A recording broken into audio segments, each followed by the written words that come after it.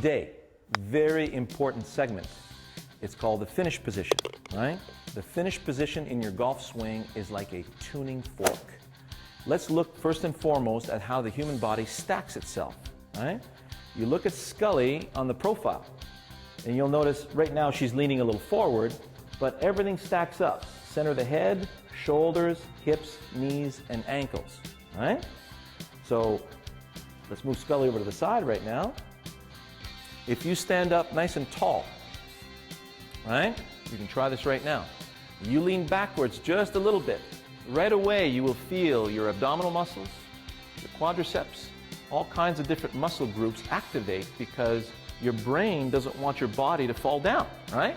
You did enough of that when you were this high learning how to walk. So when you take your posture, we talked about that. You throw the hips back, the chest comes forward, now you're balanced. So you're starting in a balanced position. And then we go into the backswing. The body gets out of the way. We're going to move into a nice position here into the backswing where we're in balance. And we have some nice drills to show you in future episodes to get that better for you. But then I want to show you the finish position even first, because I'm going to swing to my finish now.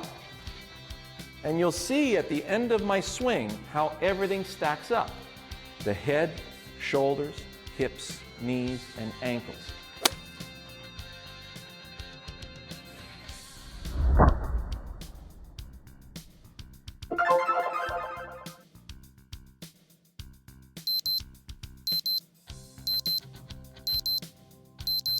So you notice how my left hip, my left ankle, supporting my head and the upper body.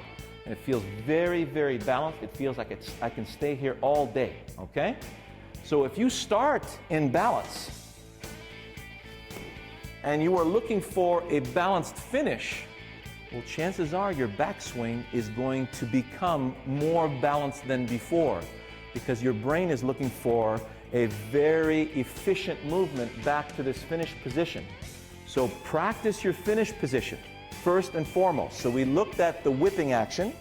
So we take a nice backswing, whip the club through to the target, and we want to be able to finish in perfect balance every time. So you don't want to be doing any of this stuff. Okay? So if you can't finish in balance, you're going to have a hard time repeating your swing over and over again. So let me show you what it looks like from this angle here. Nice posture, I'm solid balance. I'm looking for a very, very balanced finish.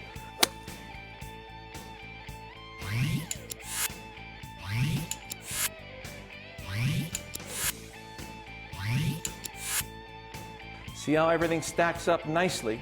I could stay here all day, so I'm not falling this way, I'm not falling this way, right? If you tend to fall onto your toes towards your finish, chances are you're trying to keep your head down too long. Somebody trying to keep their head down too long, see what happens? Everything gets pulled forward. Keeping your head down is not the best idea. I know you hear that a lot on a regular basis, but if you freeze the head, now you can't move. So the head has its own axis, right? Notice you split the head in half, right? There's a lot of weight sitting on top of your shoulders. Average is 16 pounds, okay? So maybe a little more with mine. Now in the backswing, the head will tend to rotate a little bit unless you start it like Jack Nicklaus on the side here. Then you have freedom in the backswing, and then as I come through, see how my right shoulder will collect my head and bring my head up into the finish. What's important for your contact is for the sole of the club to skip across the turf on its way through. So we saw that, right? Here we go. Backswing, skip to the finish. Hold the finish. You should be able to hold this finish until the ball lands. So the better you are at holding your finish, the more uniform your whole golf swing will become. So next practice session, you go to the driving range, you take a practice swing to a nice balanced finish, go to the ball, swing through the golf ball into that nice balanced finish. Your golf swing will improve.